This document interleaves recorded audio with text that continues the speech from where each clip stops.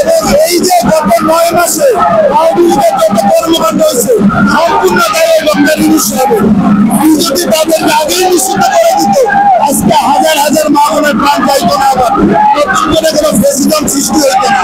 তাই আমরা চাই 24 ঘন্টার ভিতরে আওয়ামী লীগ নিষিদ্ধ করে আমরা এই দেশ থেকে আওয়ামী লীগ মুক্ত একটা দেশ করতে চাই। এবং হাসিনার ফাঁসি তো অবশ্যই, হাসিনার ফাঁসি চাই সবার আগে। এবং আওয়ামী লীগের যত নেতা কর্মী আছে যারা অপরাধের সাথে জড়িত সকলের দাবি শাস্তি আদায় করি, এবং যারা হত্যাকাণ্ডের সাথে জড়িত তাদের ফাঁসি দাবি করি। একটাই কথা ভাই, আর কোনো কথা নাই, আওয়ামী লীগ নিষিদ্ধ।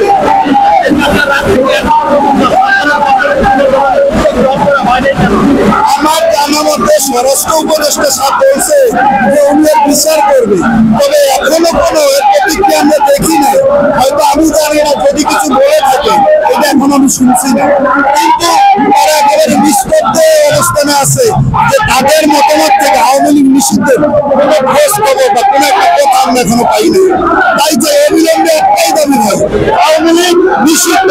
এদেশে আওয়ামী লীগ রাজনীতি করার ক্ষমতা রাখে না।